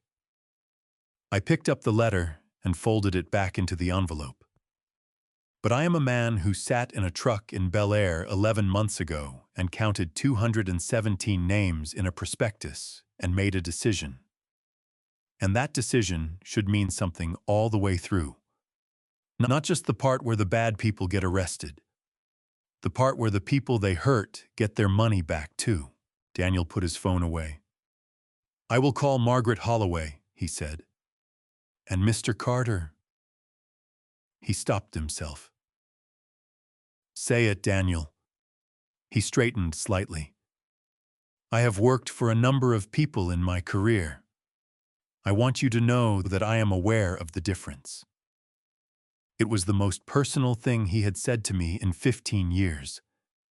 I nodded once because anything more than that would have been too much for both of us, and Daniel understood that completely. Call Holloway, I said, and get me the structural reports for the I-10 corridor. I want to review the soil analysis before Friday. He picked up his notepad and walked out, and I turned back to the window, and below me the concrete truck finished its delivery and pulled away from the curb, and the two workers in hard hats began breaking down the safety cones, and the ordinary work of building things continued in every direction as far as I could see. Emma's first message came on a Wednesday evening, 2 weeks after the meeting on the 40th floor. Not a phone call. Not a letter. An email sent at 8:47 in the evening to my work address, which told me she had found it through the Carter Global website, rather than from memory, which told me something about where she was starting from and what she was willing to ask for. The subject line said, "Question about infrastructure." I was still at my desk when it arrived. I had been reviewing load distribution calculations for the I-10 corridor project, and the notification appeared in the corner of my screen with the quiet efficiency of something that had been gathering courage for 2 weeks before finally arriving. I opened it. The email was 4 sentences long. She wrote, I saw an article about the I-10 coastal corridor expansion. The piece mentioned Carter Global is handling the primary structural engineering. I did not know you had moved into coastal infrastructure. I thought your background was primarily inland highway and bridge work. Is that a new direction for the company, or have I been paying that little attention? That last question, is that a new direction, or have I been paying? That little attention sat in the middle of my chest for a long time after I read it. She was not asking about infrastructure. She was asking how much she had missed. She was asking in the careful, indirect language of a person who does not yet know how to ask the real question directly, whether there was a version of my life she had not been present for, that she was now trying to understand the shape of. I read the email 3 times. Then I typed a response. I wrote coastal work was always part of the plan. Inland highway contracts build the reputation. Coastal infrastructure is where the federal funding concentrates, particularly post the Infrastructure Investment and Jobs Act of 2021, which directed significant capital toward port access and coastal resilience projects. The I-10 expansion is a consortium bid. Carter Global holds the primary structural engineering contract, with 3 subcontractors handling environmental compliance and materials sourcing. It is not a new direction. It is where the work was always heading. I paused before sending it. Then I added one more line. You have not been paying that little attention. You have been paying the kind of attention that was available to you at the time. I sent it. Her reply came 11 minutes later. That 11-minute gap told me she had been waiting for my response, that she had written the email, and then sat somewhere probably in that Silver Lake apartment with the view of the reservoir watching her inbox, with the particular anxiety of someone who has sent a message they are not certain will be received the way they intended. She wrote, "That is a generous interpretation." I wrote back, "It is an accurate one." She wrote, "The Infrastructure Investment and Jobs Act that passed in 2021. You were still at Hartwell Construction then." I wrote, "I was. I read the bill the week it passed." I knew what it meant for independent contractors with federal certification. I spent the next 18 months positioning for it before I had a company to position. A longer pause this time. 4 minutes. Then you planned all of this for a long time. I looked at that sentence for a moment. Outside my window, the city had gone fully dark, the lights of downtown Los Angeles spreading in every direction, like a second sky laid flat against the ground. I wrote some of it.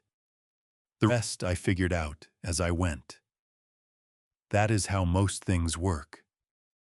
She wrote, I have been thinking about what you said, that I was not paying that little attention, that I was paying the kind that was available to me. I want that to be true.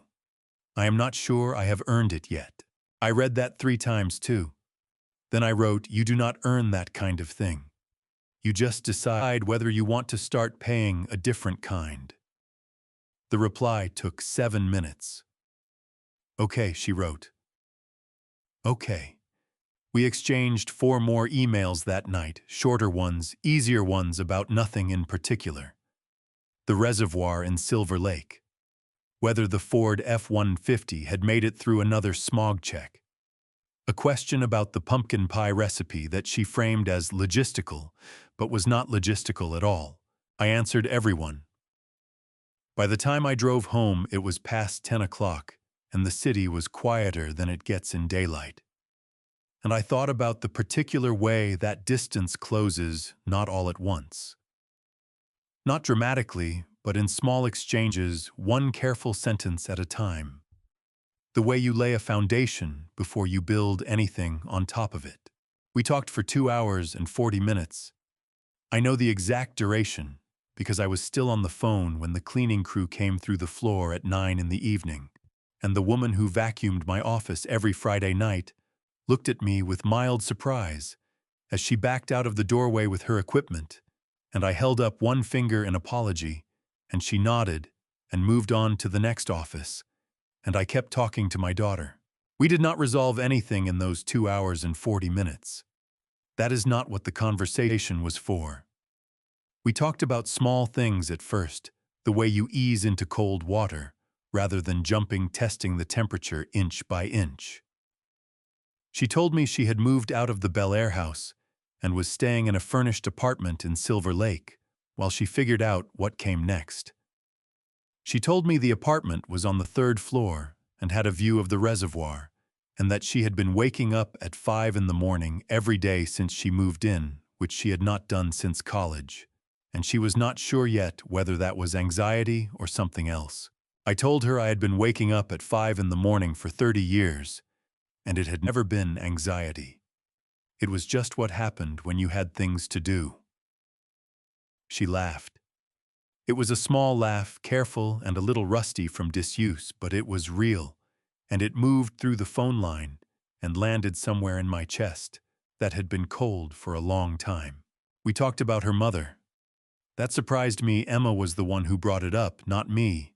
She said she had found a box of her mother's things in the back of a storage unit that Ryan had rented under both their names and never told her about. Letters, photographs, a recipe card in her mother's handwriting for the pumpkin pie which Emma had not known existed and which she had held in her hands for a long time before she could put it down. I had to set the phone on my desk for a moment when she told me that. Just for a moment. I looked out at the dark city and breathed carefully, and then I picked the phone back up. She wrote it on a 3x5 index card, Emma said. In blue pen. She underlined the part about the nutmeg. She always said most people do not put in enough nutmeg, I said. She was right, Emma said. And then she cried again, but quietly, this time, the kind of crying that is not about the immediate wound, but about everything underneath it, all the accumulated weight of years and distance, and the particular grief of realizing too late how much you did not pay attention to while you still could. I did not try to fix it. I just stayed on the line. By the time we said goodnight, it was nearly 10 o'clock, and the building was entirely empty except for the security desk downstairs. I sat at my desk for a while after we hung up in the dark with the city spread out below me in every direction. And I thought about the fact that my daughter and I had just had the longest conversation we had in probably 15 years, and that it had taken all of this, all of the wreckage and the folders and the arrest warrants and the FBI and the years of silence to get us back to a place where we could talk for 2 hours and 40 minutes about nothing in particular and have it be the most important conversation of the year. That seemed like the kind of thing that should make a person angry, and maybe someday it would. But that night it mostly just made me tired in a way that was not entirely unpleasant. I drove home in the Ford F-150. 3 weeks is not a long time. In the construction industry, 3 weeks is not enough to pour a foundation. It is not enough to frame a wall or run electrical through a commercial building or cure concrete properly in cold weather. 3 weeks is the beginning of something, not the end of it. I have always understood time in those terms, in what can and cannot be built within a given span of it. But 3 weeks, I discovered, is enough time for a great deal of things to fall apart. Victor Whitmore was arraigned in federal court 8 days after his arrest at LAX. He appeared via video link from the Metropolitan Detention Center, which meant I did not have to see his face in person, which was probably better for both of us. His court-appointed defense team, the private attorneys he had retained over the years, had declined representation due to conflicts of interest arising from their own potential exposure, entered a not guilty plea on his behalf on all counts. Wire fraud, securities, fraud, conspiracy. Judge Owens denied bail for the second time, citing the one-way ticket to Dubai and the $42 million in offshore accounts as sufficient evidence that no conditions of release could adequately address the flight risk. Victor would remain in federal detention until trial, which his attorneys estimated would be scheduled no earlier than 14 months from now. 14 months in a federal detention center was not a short time by any measure. And that was before a verdict. Ryan's situation moved faster, the way situations always move faster, when a person decides that cooperation is preferable to principle. His attorney negotiated a proffer agreement with the federal prosecutors within 72 hours of his surrender, a formal arrangement under which Ryan would provide detailed testimony about Victor's financial operations in exchange for prosecutorial consideration at sentencing. The California State Bar had already initiated disbarment proceedings. Under Business and Professions Code Section 6101, a felony conviction involving moral turpitude, which wire fraud and forgery both qualified as triggered mandatory referral to the bar's disciplinary system. Ryan Whitmore would not be practicing law again. He had also filed for personal bankruptcy protection under Chapter 7 of the Federal Bankruptcy Code, listing $812,000 in gambling-related debt as his primary liability. I read the bankruptcy filing on a Tuesday morning and felt nothing in particular about it. Some outcomes do not require a response. Emma's situation was more complicated and more hopeful simultaneously. The FDA had received my attorney's documentation package, 43 pages, establishing that she had no knowledge of the company's formation, supported by the forensic handwriting evidence regarding Ryan's forgeries, and a sworn declaration from the Registered Agent Service in Nevada, confirming that the person who had engaged their services had provided documentation they had not verified in person. The FDA's Office of Criminal Investigations had formally shifted Emma's status from subject of investigation to material witness. She would still face civil penalties. The agency's enforcement division did not have discretion to waive those entirely. But the number being negotiated was significantly lower than the $2.4 million maximum exposure, and the compliance agreement would require monitoring rather than prosecution. She had gotten a good attorney. I had made sure of that through Daniel without telling her directly. The attorney's name was Margaret Holloway, and she had spent 20 years at the Department of Justice before entering private practice. And she had the particular quality of someone who was very good at their job and entirely unimpressed by people who were not good at theirs. Daniel set the Los Angeles Times on my desk on a Wednesday afternoon. The headline above the fold read, "Carter Global Infrastructure Signs Historic $2.3 billion Federal Contract, Largest Infrastructure Award in California this decade." There was a photograph of me shaking hands with Assistant Deputy Director Carla Hayes that I did not remember being taken. I looked at the photograph for a moment. Then I turned the paper face down on my desk. I sat there for a long time after Daniel left, looking out at the city in the late afternoon light, and I thought about the particular way that certain weeks change the shape of everything that comes after them. Not dramatically, not all at once, but in the quiet accumulation of small things that only make sense when you look back at them later. 3 weeks. It was not a long time, but it was enough. The photograph arrived on a Saturday morning. Daniel had come in to clear the week's correspondence. He did that on Saturday mornings, sometimes quietly, without being asked, because he understood that a clean desk on Monday made the week start differently. He knocked twice, set a small stack of mail on the corner of my desk, and pointed to a manila envelope on top before stepping back out. "That one came by messenger yesterday afternoon," he said. "After you had left, I looked at the envelope without touching it for a moment. My name was written on the front in blue pen, the same handwriting I had recognized on email signatures and birthday cards, and the one letter she had sent to college when she was homesick and too proud to call. She wrote the letter M with a small, decisive downstroke that her mother had never had. That was entirely Emma's own. I would have known it anywhere. I had known it since she was 7 years old, sitting at the kitchen table working through homework assignments with the focused intensity of a child who took everything seriously and never admitted when something was hard. I set down my coffee and waited until Daniel pulled the door closed before I picked up the envelope. The building was quiet in the particular way it gets on Saturday mornings. No phones ringing, no elevators chiming, no voices carrying down the corridor from the conference rooms.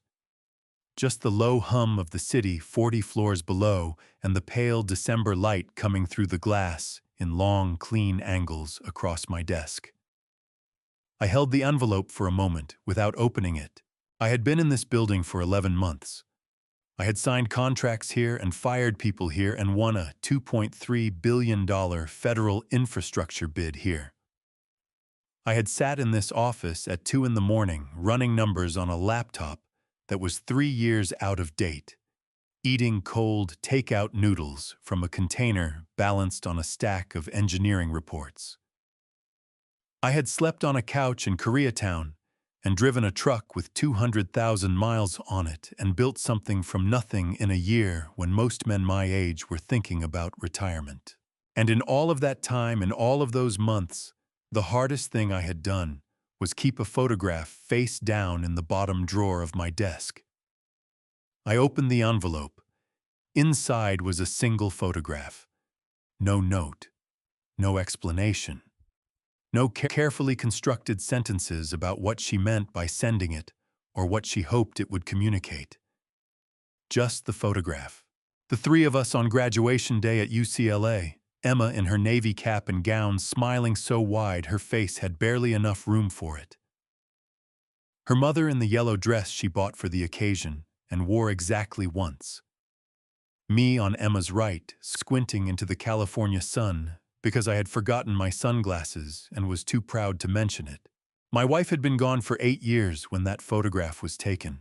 8 years, and she was still entirely present in the angle of Emma's smile and the particular way she held her shoulders back, that posture that said, "I am here, and I intend to stay here," which both of them had always carried without knowing they were carrying the same thing. I studied my wife's face for a long time. The way she was laughing at something just outside the frame. The way her hand rested lightly on Emma's arm, casual and sure, the touch of a woman who had never once been uncertain about the people she loved. She had always been better at that than I was. better at saying the things out loud that I carried around in my chest for years without finding the right moment to release them. She would have known what to do about all of this. She would have known long before it reached the point it reached. She had always read people better than I did. Read Emma better read the distance growing between us before I had even registered it as distance. I had thought it was just the natural pulling away that daughters do when they build their own lives. She would have understood that it was something else entirely, and she would have done something about it gently and without making anyone feel accused. I turned the photograph over. 2 words. Blue pen. No period. I'm sorry. I set the photograph down on my desk and sat there for a while with my hands flat on either side of it.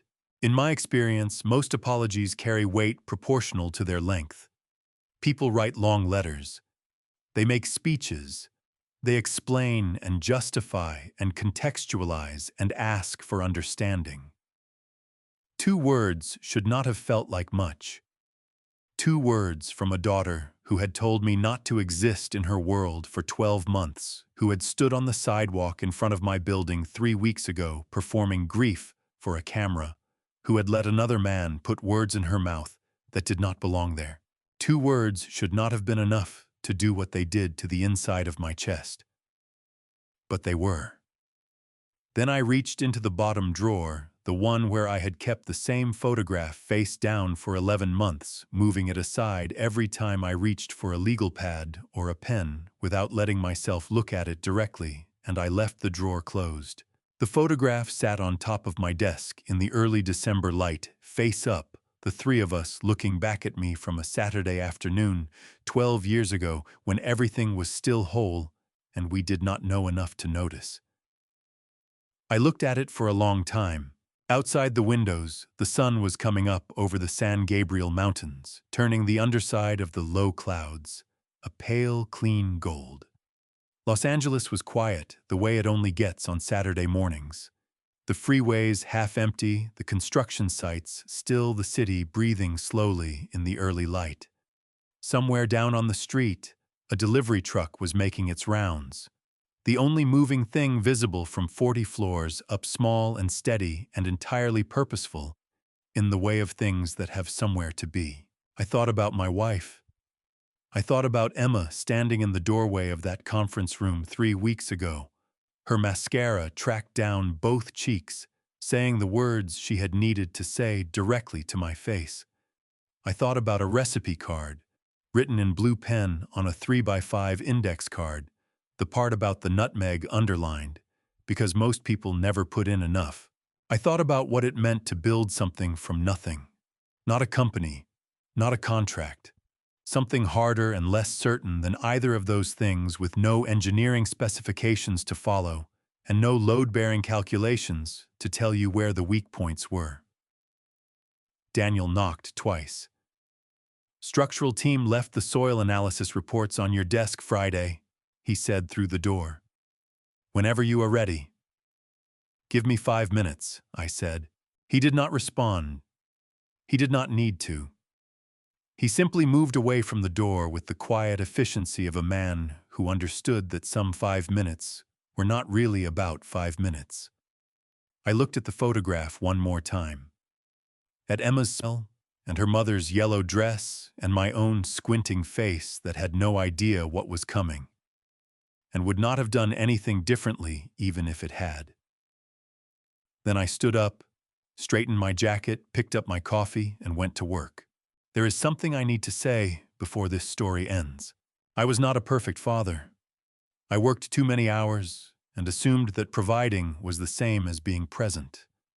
Looking back now, I believe God placed the right people and the right moments in my path, not because I deserved it, but because some doors stay open longer than we have any right to expect.